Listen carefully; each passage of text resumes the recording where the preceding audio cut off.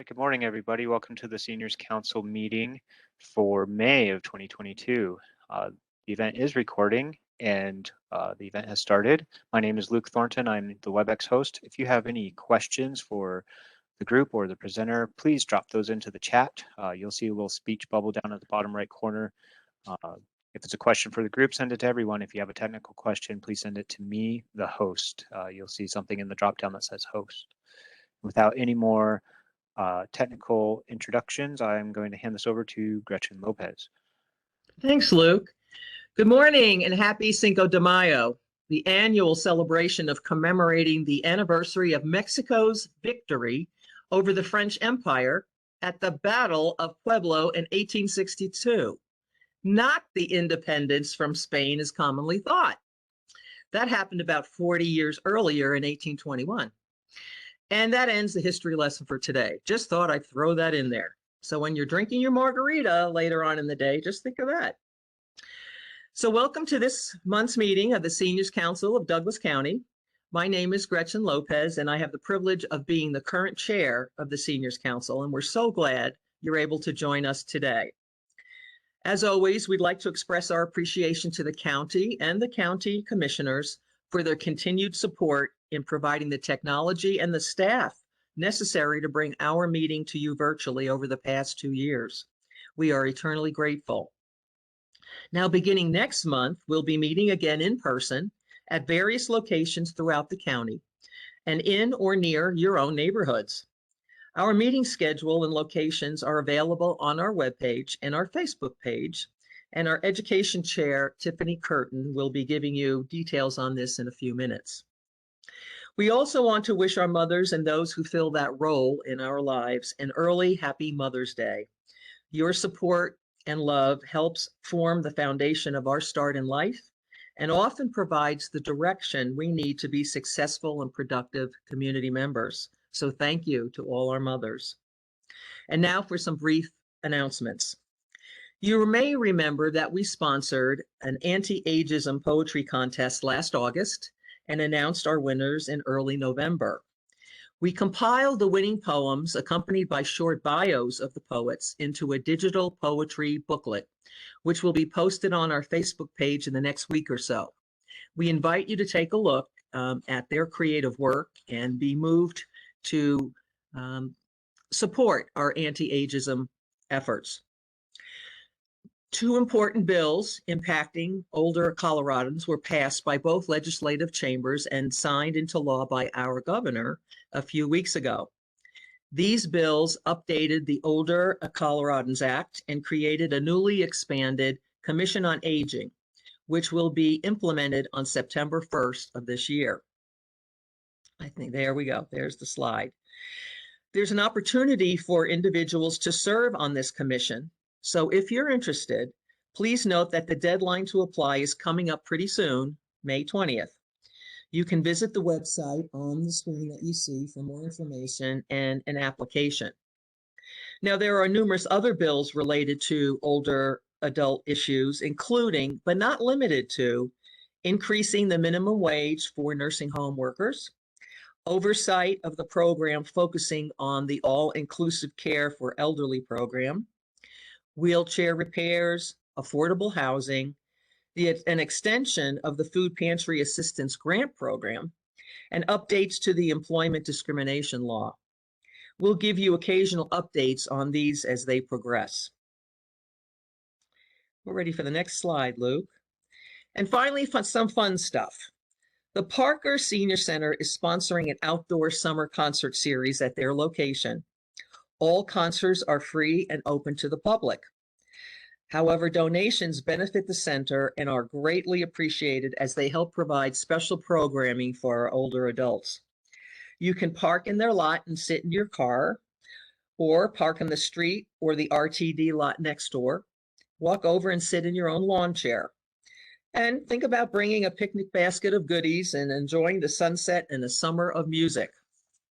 Now, there are other free concerts offered by the town of Castle Rock, the city of Lone Tree, and the South Denver Metro District and Highlands Ranch, and they're scheduled throughout the summer. Check their websites for specific information.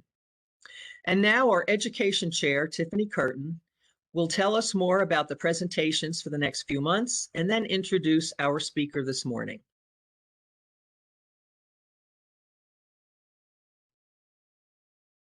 Thank you, Gretchen, for that introduction.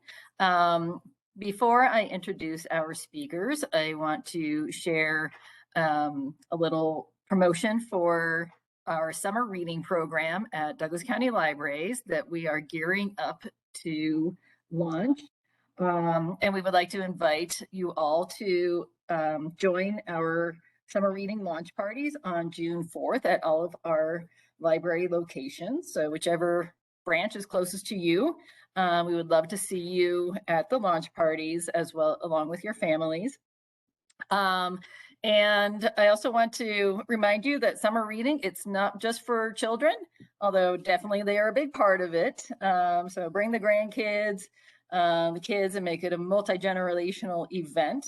But your reading hours, if you register for summer reading and log your hours, if we reach our goal of 8.5 million community hours of reading time through the Summer Reading Project, Douglas County Libraries will donate $1,000 to All Health Network, as this year we are very committed to mental health in our community and promoting good, healthy mental wellness for all in our community and recognizing that importance.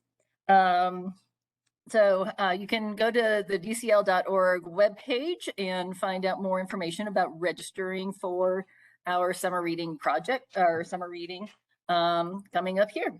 And now I would like to share with you what you can expect for our next speakers. Let's see here. On June 2nd, this will be our first return to in-person meetings and this will be held at the Castle Rock Library in Douglas County, in Castle Rock, Philip S. Miller Library, which is in Castle Rock. And we're excited to have a presentation from Joan Gandy and Julia Waters, two of our archivists in the county, to share with you some new and exciting archives collections that we have that are hosted at Douglas County Libraries in that Castle Rock Library. They might also share with you some information about what to expect as we move into our new location, which is being constructed. So we still have parking. It's just a little bit off to the side, but you can still get into our old building where we will be having that first in-person meeting. And we're so looking forward to seeing your faces again in person in 3D. And then on our July meeting, we will be meeting at the Oakwood Senior Living, the new apartments there, brand new construction. And they have a really lovely facility and a meeting room that we look forward to introducing you to at that July meeting. We will be hearing from the Audio Information Network as well as the Colorado Talking Book Library and learning about their resources and how to access those resources, who you might recommend them to, and all those other fantastic things that are available in our community for getting written information through audio means. And they also have volunteer opportunities as well to contribute to their programs and their collections.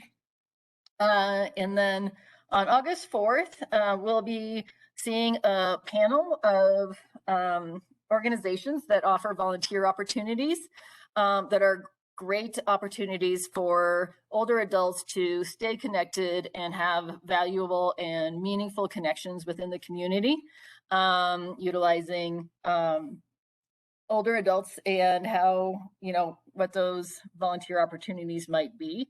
And so that will be on August 4th. And this one will be, have this one scheduled for the Sedalia Firehouse. So it'll be a fun little field trip down to the Fire Protection District in Sedalia. And we look forward to having a little presence down there again and learning more about volunteer opportunities in our county. And now that's your 3-month preview that will take us through the summer. And now I'm very excited to introduce to you Vanessa Johnston. She is an end-of-life doula, and she is committed to providing individualized, emotional, spiritual, and support to those who have a terminal diagnosis and their families. Very important work that she does, and it's a relatively new field that many of us are not quite familiar with. So I'm really excited to introduce Vanessa to you all and to learn with her about what an end-of-life doula can offer. Now to you, Vanessa. All right, terrific. Thank you. Thank you, Tiffany. Thank you so much for having me here. I'm really appreciate the opportunity to talk about what I do with you all. I am a replacement for my colleague, Cindy Kaufman. Many of you may have read her recent article in the Highlands Ranch Herald, New Options in End-of-Life Care.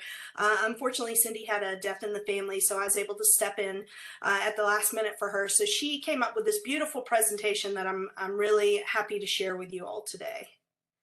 So let's see if I can get that going.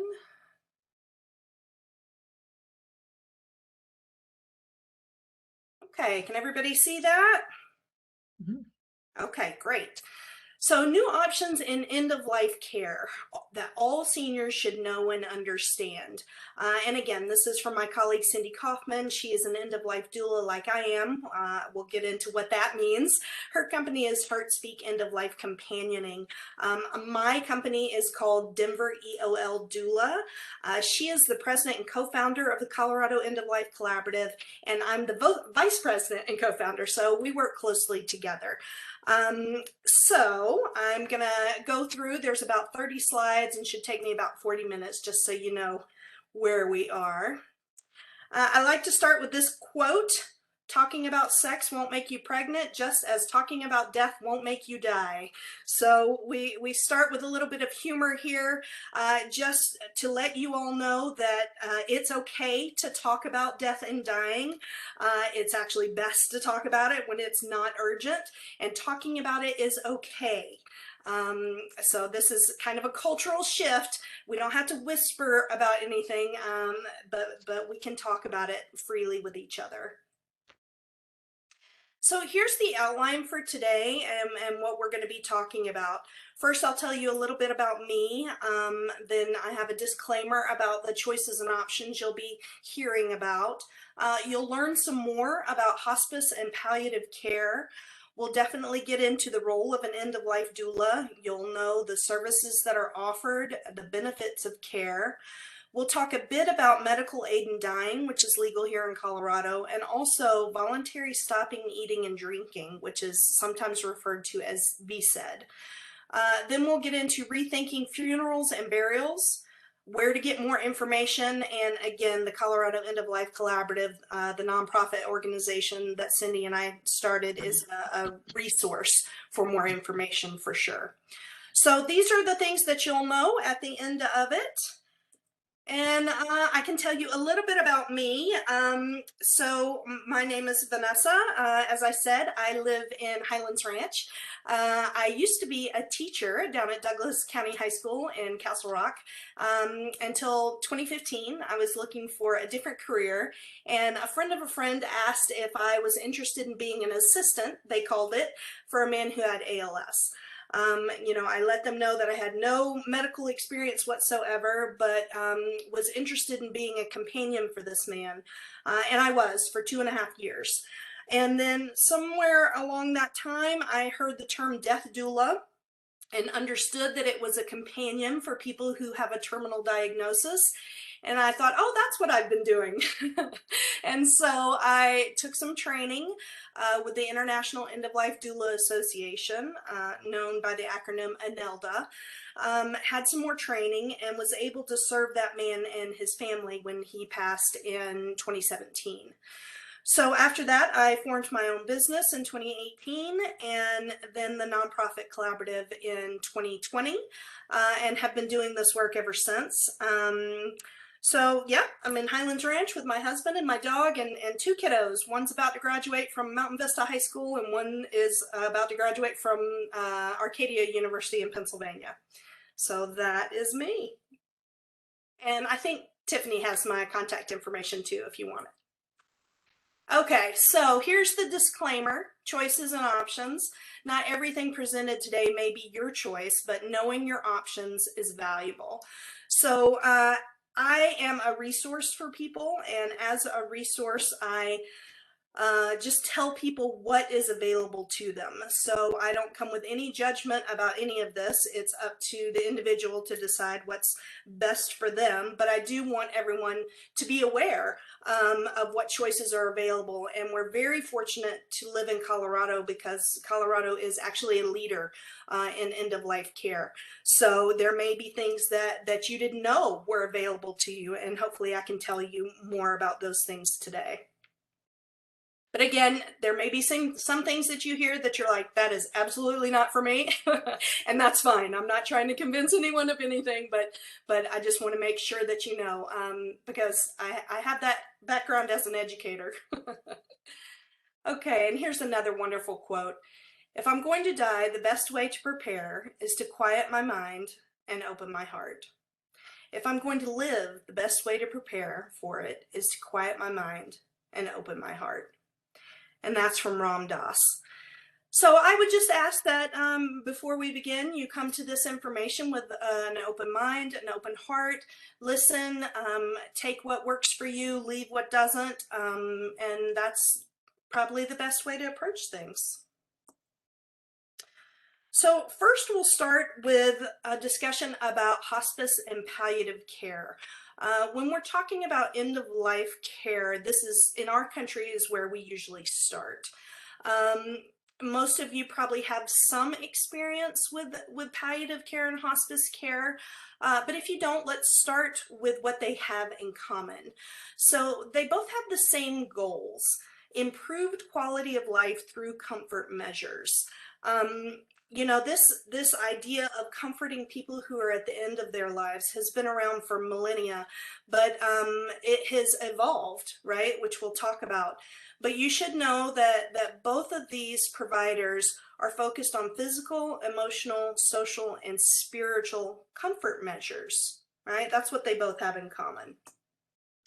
But they are a little different. So hospice care, as we conceive of it today, really evolved into what it is starting in the late 70s in the United Kingdom with Cicely Saunders. She kind of popularized it there. And then in this country, it was the early 80s with Elizabeth Kubler-Ross. And then it became more well known in the mid 80s than when it came under the auspices of Medicare and was made available to everyone. And so it's really a way to allow our elders to experience death with dignity. We really focus on comfort care measures, as I said, and it changes. The needs of those who are dying are different than the needs of those who are having an illness that is treated.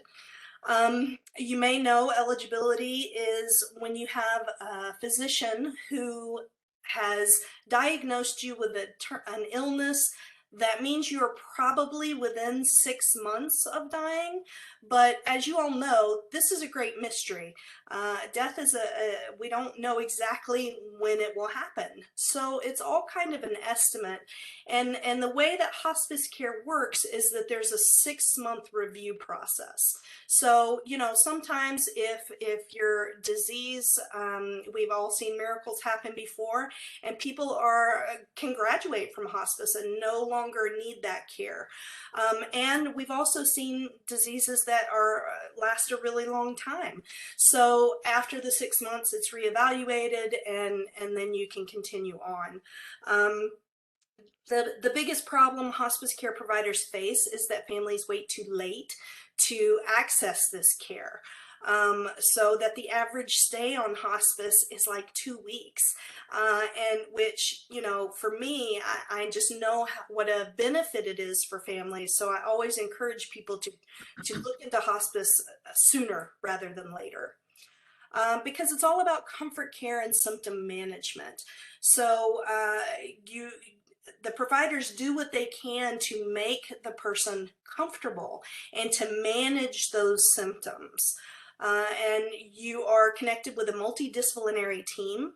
It's headed up by a hospice physician. Then you also have a nurse, a nursing assistant, a social worker, a chaplain, and a volunteer.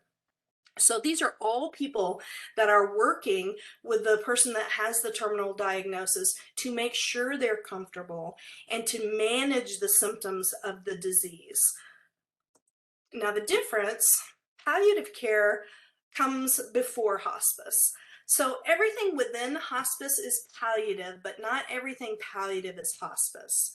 And what I mean by that is that, you know, to palliate means to comfort, right? And so palliative care, you can also have this comfort care, but you can still receive treatment for your disease.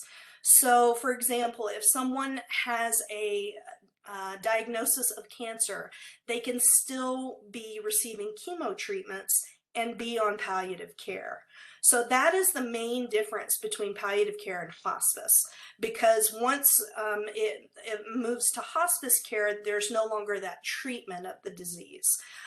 And so I think that's important for people to know, especially when they're dealing with a lengthy disease process, you know, like ALS or Parkinson's or something that progresses over time. The focus in palliative care, it's the emphasis on living and how one chooses to live the life they have each day, whatever the journey brings and however long it lasts. So the focus is different. You know, you may have a life-limiting diagnosis, but what is your quality of life during that time? And that's really the focus of palliative care. And if you want more information about hospice and palliative care, please visit this National Hospice and Palliative Care Organization website. It's www.nhpco.org. They're really fantastic. So what is an end-of-life doula? So this is what I do, and I will tell you that it's based on the birth doula model. So if any of you know someone who's had a baby recently, maybe they used a birth doula. So a doula, that word is Greek in origin, and it basically just means caregiver. So, you know, a caregiver for a major human milestone. The difference, you know, 100% of us will experience birth and death, but one of those people like to talk about, and one of those people don't like to talk about. Birth is usually a happy time, a time of celebration, and death often is surrounded by grief and loss. That's just the nature of it. But it's what I do is very much based on the birth doula model. So this has been around for millennia. We've had people in communities serving in this role, but it's only now becoming an emerging profession. So just like birth doulas kind of emerged in the early 70s as a service that pregnant women could use, that's the same thing that's happening now. And again, like a birth doula, not medical, but kind of everything else. You know, we were talking about the emotional, social, physical aspects, those kind of things. I did my training with an organization, the acronym INELDA, I-N-E-L-D-A, and there are a lot of training programs right now. There's Conscious Dying Institute in Boulder is a really good one. University of Vermont has an online program. And I also volunteer at Namaste Hospice. And so I do have a lot of experience in helping elders, companioning them, and serving those at the end of life. So there's not a licensing or national certification at this time. That might change with the NHPCO, but at this time, we are not part of the medical model. We are outside of that because we don't do anything medical. It's kind of emotional, spiritual, informational support. So this is why it's important to interview people if you're considering using an end-of-life doula. See who you resonate with, see what kind of experience they have. And then doulas fit with hospice and palliative care. We are kind of a supplemental layer of support. So I think we all know that most of our healthcare workers in general, and hospice workers specifically, are they're understaffed and overworked, right? They have very large caseloads. They may have 15 to 20 patients, whereas I only work with 1 or 2 families at a time. So this allows me much more independence and flexibility, because I have the luxury of time to sit with families for extended periods of time. And we'll talk about what that looks like. But just know that you know, hospice is covered by Medicare, and I am not. So end-of-life doulas are not compensated by insurance or anything like that. It's an independent service. And you might also hear us called death doulas, death midwives. It's all the same thing. I recently heard exit coach. That was a new one to me. So yeah. And here are the services that are offered. Primarily, it's companionship and advocacy. So my job as an end-of-life doula is to meet the person who has this terminal diagnosis and be a companion for them and advocate for what their wishes are. It's really my job to find out how they want their story to end. You know, coming from an English teacher background, it's always been about stories for me, and everybody has a story that's worth hearing. And a lot of times, because we've been so afraid to talk about death, we haven't given a lot of attention to how our story might end. Because we don't want to think about it. And so I'm here to help people kind of figure out what they want the end of their story to look like. And that often requires education and support, you know, telling people what their options are and supporting them in seeing what they want to happen. I focus on communication and planning. Sometimes family dynamics can be tricky, and it's helpful to have sort of a neutral third party come in and help facilitate the things that are happening, and to plan those things that need to be planned. And as you all probably know, when you're in grief, it's hard to make decisions, and sometimes you just need somebody to help you with that. So I do that, and also respite and sitting vigil. If you've ever cared for someone who's dying, you know it's hard work, and you need a break. So that's where respite comes in, and I help those families with that. And a lot of times we want, families want someone to be with their loved one at all times, and that's really hard to accommodate. So I'll do sitting vigil with folks, just so that they have someone there. If you've ever heard of the 11th hour program that some hospices run, I'm a part of that as well. So sitting vigil is very important to me. Life review. This usually takes up the majority of my time with my clients. Most people who are at the end of life get a lot out of life review. And again, it's this element of story. You know, when people have the ability to look back on their life and, you know, figure out who was important to them, who had an impact on them, who did they have an impact on, what were some highlights, what were some things that made them proud.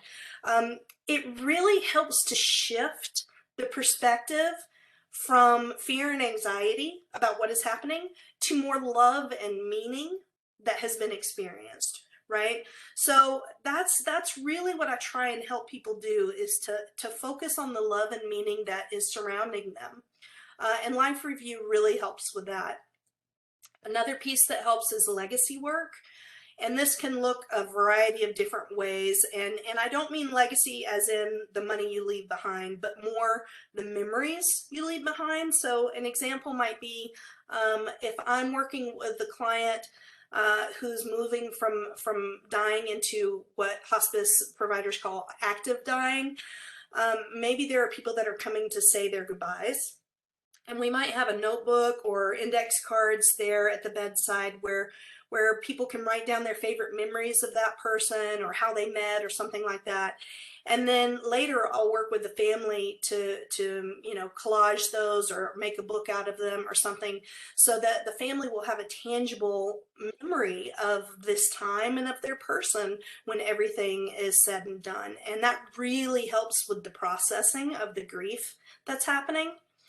Another element of my work is vigil planning.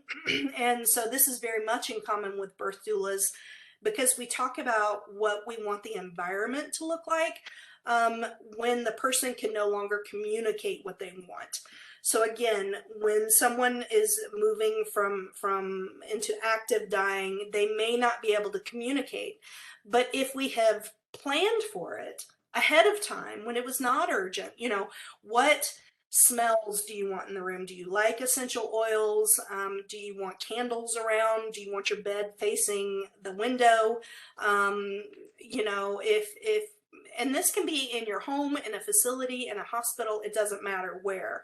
But how can we create the best environment for you and what you're comfortable with? Because this is all about comfort care and planning for a peaceful passage.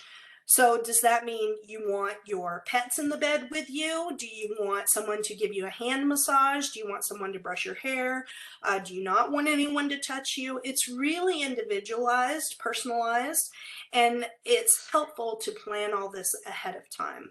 Is there music that you want played? Do you want people to read poetry? These are all things that you have choices over. And for me, as an end-of-life doula, my focus is to empower those at the end of life, to give them choices and things that they can control, like their environment. Because as you all know, with a terminal diagnosis, there are many things that are taken away from you that you no longer have control over. So I really try and help people to control the things they can, like who's coming into the room. As an end-of-life doula that's not in the family, I can make sure there are people that don't come into the room that you don't want to see, whatever the case may be. So it's really about empowerment. Also, I can do a bit with aftercare, early grief and bereavement support for loved ones, family, and connect them with grief counselors if that's necessary. And then individual doulas may offer other services. So like my colleague Cindy is a home funeral guide, and we'll talk a bit about that. I do a lot of work with simple rituals that are meaningful for people. And so, yeah, there are different doulas that have different skill sets that you'll find. And what we found is that the benefits of end-of-life doula care, again, it's a complement to hospice care, so not a replacement. So that's usually my first question when I meet with a client is, are you on palliative care? Are you on hospice care? Have you considered it? That kind of thing. Because again, that's a medical team that's designed to support you, and I'm kind of everything else, right? So, people have reported greater satisfaction with care when they use an end-of-life doula.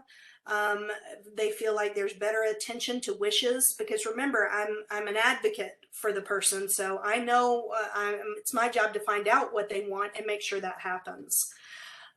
There's increased support for the family. There's deeper engagement. There's earlier emotional support. There's better continuity of care, and the medical team is more informed, because since I'm not part of the family and not experiencing the tremendous grief that's happening, I'm able to communicate a bit better and be that liaison between the family and the medical team, which sometimes you need that because it's just a lot for loved ones who are caring for their family members. And I love this quote and this image. Death is not the opposite of life, but a part of it. And just like leaves are green and growing like we see now in the fall, we know that those same leaves will look like the image on the right. And that is nature. That is the way of things. Birth and death are part of a cycle, and we are part of that cycle as well. So now we're going to shift into medical aid in dying. This is an option in Colorado you may not know a lot about. It's also been called death with dignity. That's kind of when it first started in Washington. And it was made legal in Colorado in 2016, and people were able to access this beginning in 2017. It's important to know it's not physician-assisted suicide. Language is really important, and we're trying to shift the language there, because suicide is a different thing. Medical aid in dying is really allowing our people who have a terminal diagnosis to die with dignity. It's really about that dignity piece. And it's trying to avoid suffering. So that is why it is different, and is something that wouldn't be pursued if there weren't a terminal diagnosis in place, right? So right now it is legal in 11 states as of 2021. And the cause of death, in case you're wondering, is listed as terminal illness. So, you know, insurance or anything like that. So again, it is not suicide at all, but this is medical aid in dying is the language that we really want to use. Colorado, the process does have some accessibility issues. They're working to improve these laws.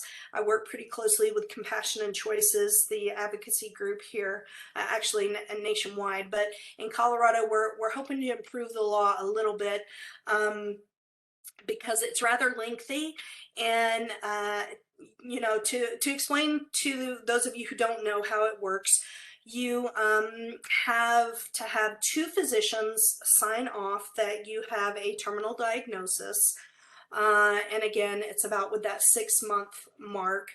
And you have to request information on the medical aid in dying process and prescription, both verbally and in writing.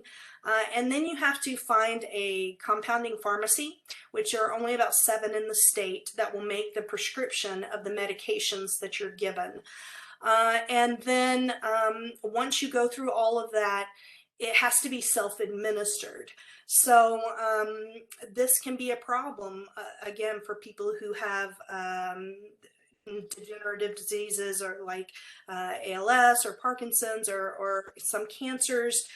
It's really difficult to be able to lift liquid to your mouth and swallow it on your own.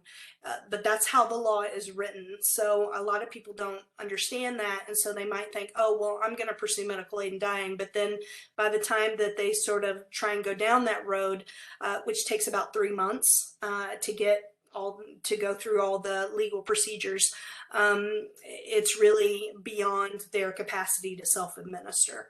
So just be aware of that. It really does require a knowledgeable support team, either from hospice and or doulas.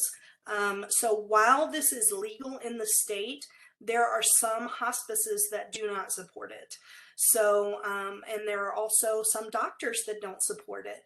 If they personally do not agree with it, then they don't have to sign prescriptions for it. So again, Compassion and Choices has a really good website if you are interested in learning more about this. Here are the states where it's legal and the years that it was made legal.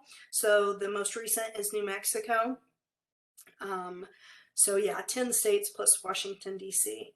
And again, the Compassion and Choices website is a fantastic resource. So the next thing we'll talk about is voluntary stopping eating and drinking, and it's often referred to as VSED. This is legal in all 50 states. You have the right to refuse medical care, and that includes nutrition and hydration. And again, this is really important for people who have a very lengthy illness, because we want to avoid suffering if we can. This is what this is all about, is avoiding suffering, so that people can experience a natural process of death. That's what this is. It is not, when the dying process starts, our bodies are shutting down. So just like those leaves, right, that we saw the image of in the fall, systems start to shut down and they're no longer green. Our bodies, as part of nature, do the very same thing. Systems start to close down, and that's the nature of it. Now, disease is its own thing, but dying is natural. So things are starting to shut down. And when you decide to stop eating and drinking, that somewhat hastens the process, but it's very natural. But if you have, you know, as caregivers, we want to say, oh, you should eat something, oh, you should drink something. But really, it just starts up those systems again. So, you know, if someone is dying, then we want to let those things happen naturally if we can. But if somebody chooses to do this, it's better to be intentional about it, and to it requires a knowledgeable support team and to have everybody on the same page. This isn't something that you can do kind of haphazardly, although some people have tried and it doesn't go as well. It's really important to have everybody on the same page at the same time and to know, well, this is what we're doing. And so don't introduce nutrition, don't introduce liquids. And it feels counterintuitive, I know, to people, but it's really a compassionate way to let the natural process happen, because again, things are just shutting down. And so that's something that you can find out about. Okay, so now we're going to talk about funerals and burials. And as we go through this this last half of the presentation, I want you to think about these two questions. Why do we live in a death-phobic culture? And what impact does that have on grief? So in my opinion, I think we are more death phobic than we used to be, you know, for several reasons. The first one is that we've really medicalized death, and we've kind of outsourced it to other people to take care of. You know, compared to 100 years ago, people die more in hospitals now or in facilities, and so we don't see it as part of our everyday life.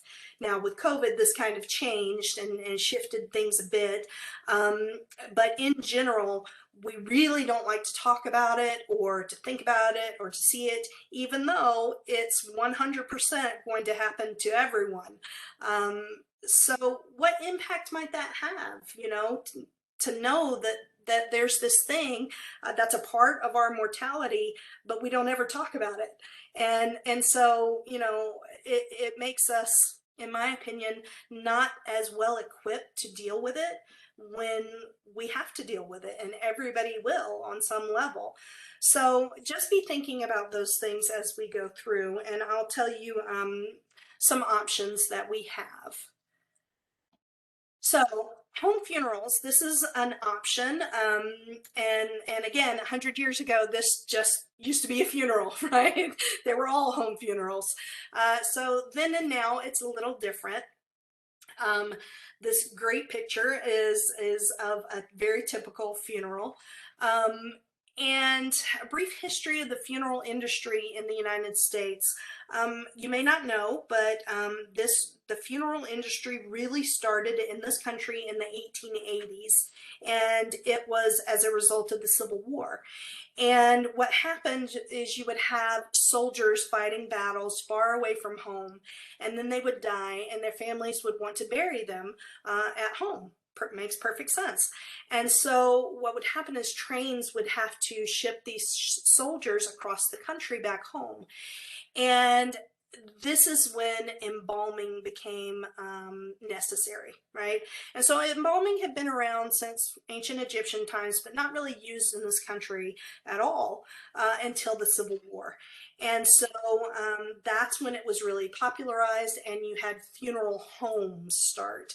And they were actually based on the front parlor of someone's home, right? And so the funeral parlor came to be a thing, and it really began as an industry. Now families are looking to sort of reclaim this practice, and we'll get into why and the benefits of that. but you are allowed to have home funerals in your home, just like they did before the funeral industry became a thing. Home funerals are safe and legal in all 50 states. There are a few states that compel families to hire a funeral director. Colorado is not one of them, so you don't have to do that here. It's really focused on family and community-centered care. So instead of delegating that to someone else, the family does everything and the community takes care of everything, which gives a greater sense of ownership and really, really helps with that grief processing. There's a significant cost savings, okay? It's not nearly as expensive. Home funeral guides are there to assist the family. This is perfect for the person who dies at home and will be cremated or have a green burial, which we'll talk about more about that in a bit too. And it really changes our experience with the grief. So if you are, have a loved one in your home for 2 or 3 days, it really changes your relationship, and sometimes it takes our heart a while to catch up to our brains, and we may know that someone has died, but it doesn't really sink in for a while. But if you have a home funeral, it's very obvious that the person you loved is no longer there, and it allows the family to really take the time to honor the life that person has lived. So a home funeral today might look like this. This is my colleague Cindy, a home funeral guide, or like this. So it is very beautiful and incredibly meaningful for everyone who participates in this. So now we'll begin to talk about final disposition options. In Colorado, there are 5. I'm not going to spend any time talking about traditional burials just because most people know about that. And again, the disclaimer, you may hear some things that you don't agree with, but I'm not encouraging any kind of decisions, just education. Right? So I won't spend a lot of time on traditional burial, just to say that every year traditional burials do put 4 million gallons of embalming fluid in the earth. So that's important to know, as well as 64,000 tons of steel and 1.6 million tons of concrete. Okay, so not that I think traditional funerals are beautiful and wonderful and appropriate for many people. At the same time, you should know there's an effect on our planet for that. So green burial is a different type of option, which is better for the earth, and is available in all 50 states, including Colorado. And there is no embalming. And actually, regardless of what you do, embalming is not required by law. So green burial is also when you are placed in a cotton or silk burial shroud or a natural biodegradable container.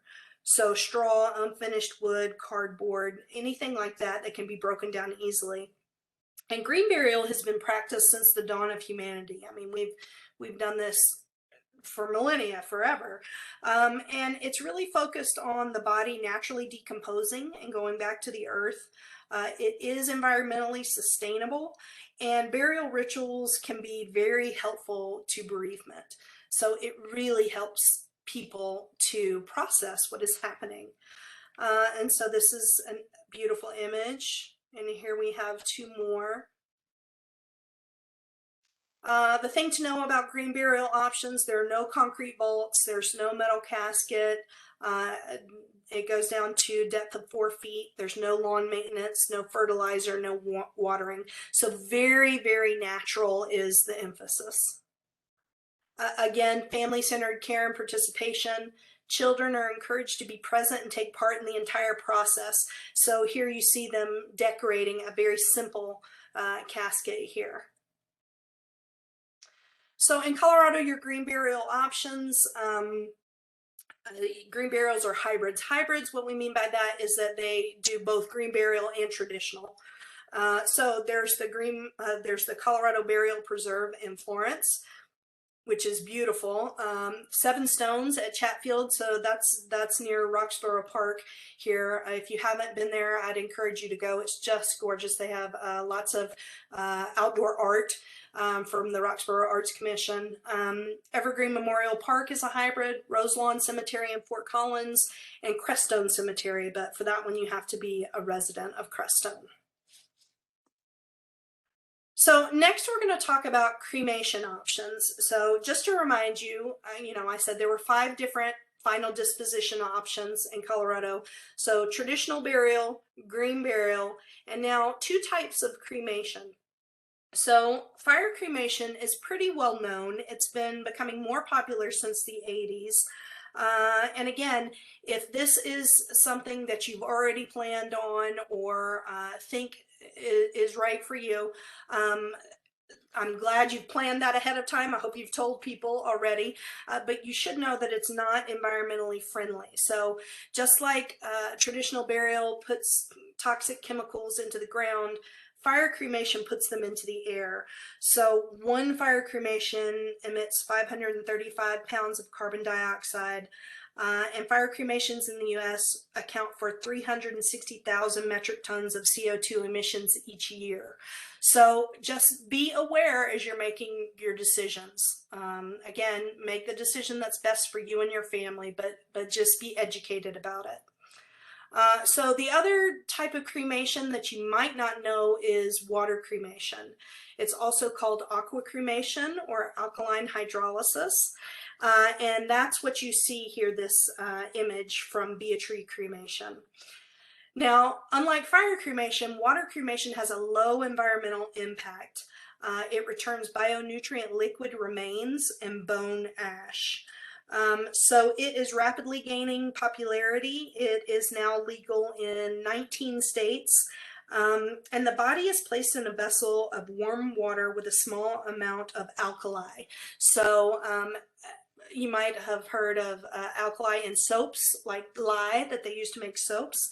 That's the primary chemical there. And what comes back is a white powder and then a liquid. And then this liquid, there's no DNA in it or anything, but there are nutrients that are beneficial for vegetation.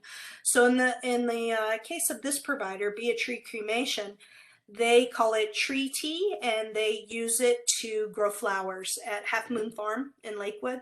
And then the family gets this white ash back. So that is another more environmentally friendly option available to folks here in Colorado. And then finally, the 5th option, we have natural organic reduction. It's also called human composting. And right now it's only legal in Colorado, Oregon, and Washington. And it was just legalized in our state last year. And this returns composting soil to the earth and bone ash to the family. So in this situation, the body is placed in a vessel with organic material like alfalfa to rapidly accelerate natural decomposition. The vessel is turned constantly for about 30 days, and then it reduces the body to soil.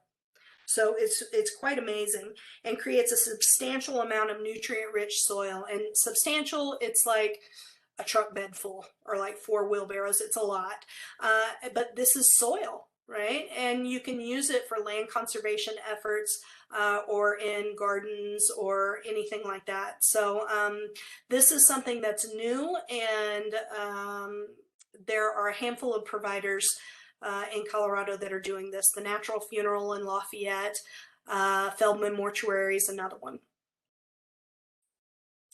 Okay, so those are your choices and options. I think a lot of that may be new to you all. I'm happy to speak more about it. Again, human mortality rate is still at 100%. It has not changed. So in light of that, plan accordingly. You know, this means taking care of any of those advanced care directives that paperwork that you need to sign off on so people know what your wishes are. Take care of any estate planning that you need to do. Make your funeral wishes known. I hope that you will take this information and talk to your loved ones about it. Colorado is a wonderful state that you can just write down what it is you want, and it doesn't have to be notarized or anything.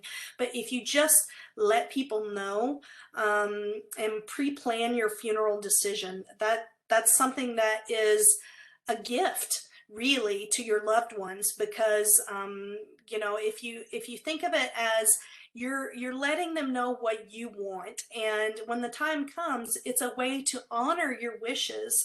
And it's really difficult when caregivers don't know what your wishes are, and they're really just, you know, is this what she would want, is this what he would want, and when they're in the midst of grief over the loss, you don't want them to have to try and make decisions for you. So it's really a gift that you give to your descendants, right? And the loved ones that are around you. And if you want more information, again, the Colorado End-of-Life Collaborative, we don't have a brick and mortar, but we do have a website. We're a 501c6 nonprofit membership organization led by a volunteer board of directors.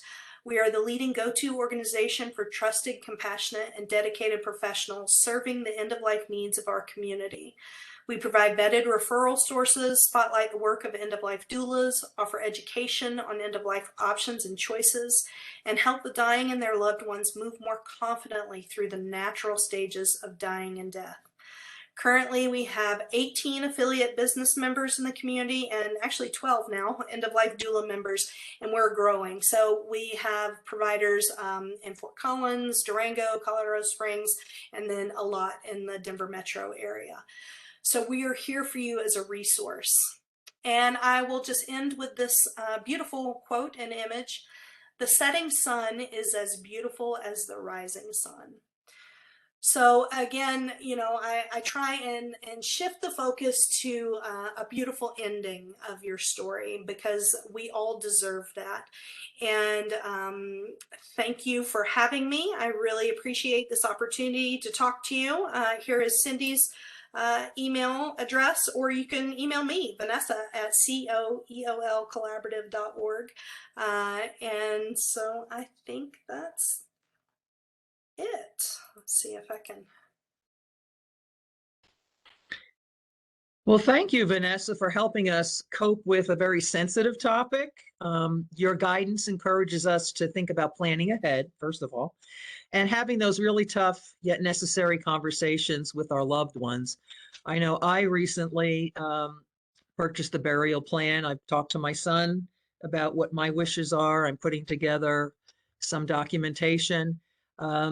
Because from personal experience, when my parents passed, and my sister and I, you know, my parents didn't do a lot of planning. You're right. When you're in that grieving process, trying to make decisions is very, very difficult.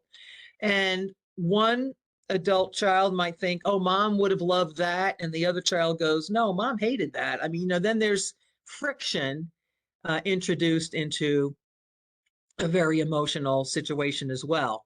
Whereas if you do some advanced planning, you have some of those tough conversations, or you put things in writing, it's clear, you know, mom wanted this or dad wanted this, and it takes away that burden from the loved one. So I really appreciate all the information you gave us. There are far more options than probably most of us realize. So that education piece is really, really wonderful.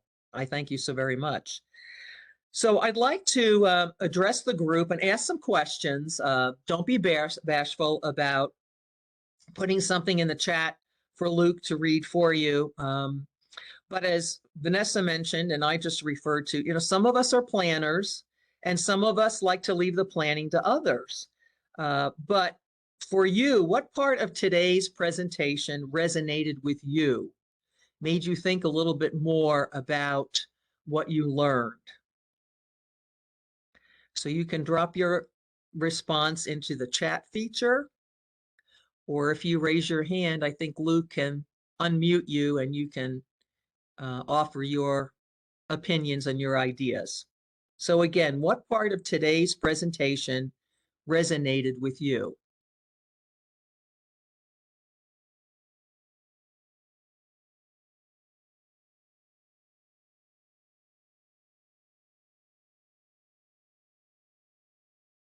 Do we have any brave souls out there? I am happy to learn, this is a comment in the chat. I am happy to learn about more environmentally friendly burial options. Yes, that was definitely new information for me as well. It's very important.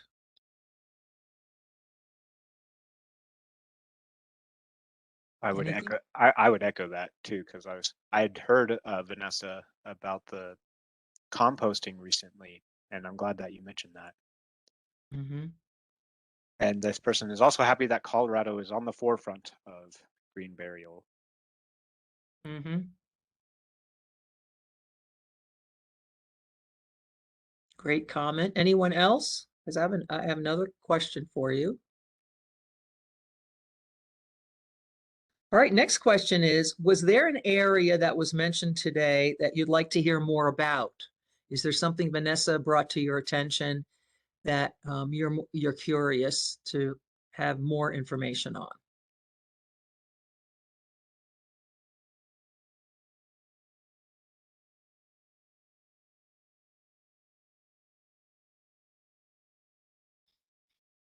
I know Vanessa gave us some great resources that we can look up. Can you address the cost differences of the different options? Yes, I can. Just give me 1 minute because I recently went to a presentation from the Natural Funeral in Lafayette, and they do all these things. Now, traditional burial, you know, that is all over the board. It really just depends on what kind of casket you purchase. And you know, if you do like reception and have catering, I mean, it can be anywhere from $8,000 to $30,000. It really is all over the board. But as far as a flame cremation, the fire cremation, that runs about $2,200 here in Colorado. Water cremation right now is about $3,900. And natural reduction, because it's brand new, I think this price will come down, is about $7,900.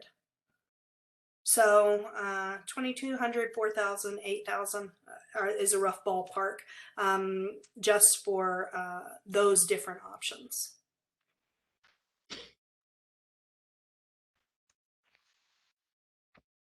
That was a excuse me, that was a good question. That's Yeah. good information to have. And Mhm. also, kind of as a follow-up to that, Vanessa, kind of what is the range of a cost to have an end-of-life doula? And I know that's probably all over the board too, but just generally speaking, so people know, you know, they kind of know if they have home health care, it's X number of dollars an hour or how that works. But if you could just give us an idea of that, that'd be wonderful. Sure. So in our collaborative, the 12 doulas that we have charge around $80 an hour. All of us offer sliding scale or accessibility pricing, you know, if that's difficult for folks. We also offer packages. So, you know, if you buy a package of 20 hours, then the rate an hour goes down. But generally $80 an hour. And I will say that I've never... people always want more of my time, not less. You know, I'm happy to refund any hours we don't use, but that's never happened. So, yeah. Okay. What does the timeline look like for a home funeral? So from the time the person expires to the burial or cremation? Yeah, that's a great question too. You know, it's really up to the family. It really is. So it can be just a few hours if they don't want to spend a long time on the funeral. They just want to have, you know, a couple of hours in the home and then go to burial or cremation. Or it can be a couple of days. and a home funeral guide would be able to help, with ice packs and that kind of thing. Generally, it's a couple of days, not longer than 3 usually, but it really is up to the family. It's highly personalized and just depends on who all they want to have involved. And this is sometimes a really good option for families that are coming from long distances, so it's really personalized, but I would say in general, anywhere from 8 hours to a couple of days. Yeah, thank you for that.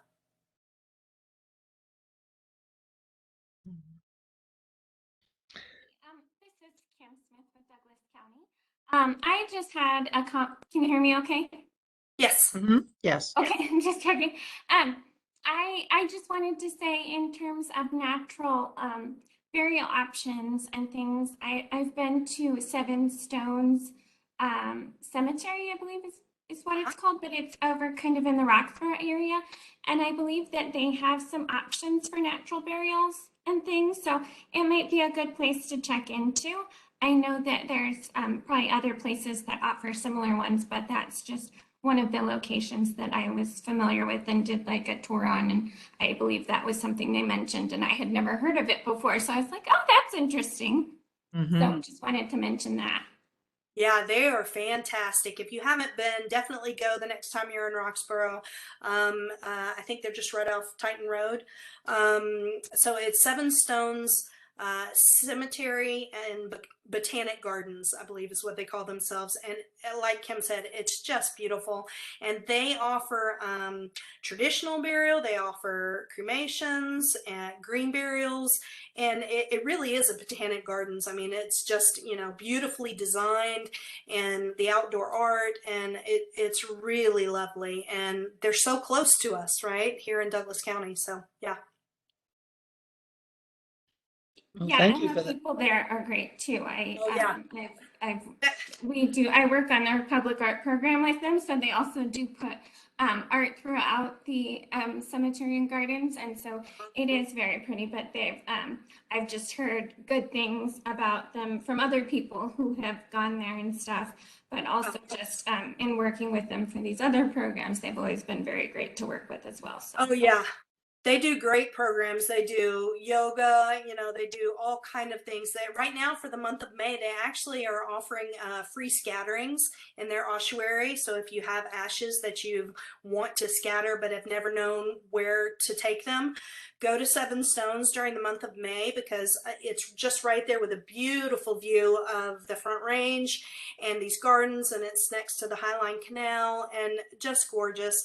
And if you go, it's run by Rebecca Holm and her brother Doug, who designed the gardens. And so tell them Vanessa told you to go, because it's like Kim said, it's just gorgeous. And Kim, I think it's the Roxborough Arts Council that does the outdoor art. I think that's right. It's just beautiful. Yes. Yep, that's correct. Yeah, and just such a peaceful and calm, serene, beautiful outdoor space. Yes. Very nice. Yeah, thank you for that. So my last question for today is, the Seniors Council is doing planning for other presentations, and we were wondering what other topics are you interested in hearing about in the future? Tiffany is working on our schedule for 2023 already. We have the rest of 2022 figured out, but we would like to bring in experts on topics that you find interesting. So does anyone have some suggestions for that?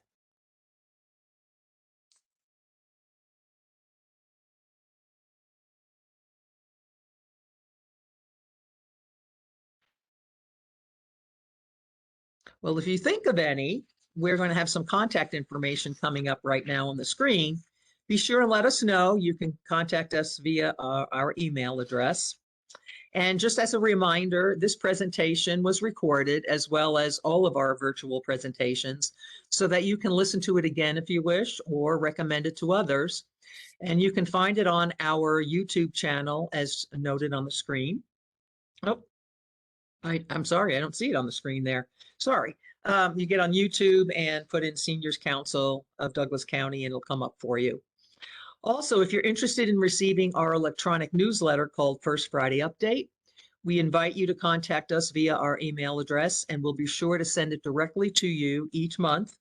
And May's edition, of course, will be going out tomorrow. So if you send us an email, we'll try and get that on the list so you can get our email tomorrow. For more information about the Seniors Council, our upcoming meetings and future events, please visit our Facebook page or our webpage on the Douglas County website. Well, that's our program for today, and we're delighted that you tuned in with us, and have a wonderful rest of the week and a joyful weekend. Again, thank you, Vanessa, so much for all the great information you gave us. And as always, stay healthy and stay connected. Bye-bye. Thank you. Thank you.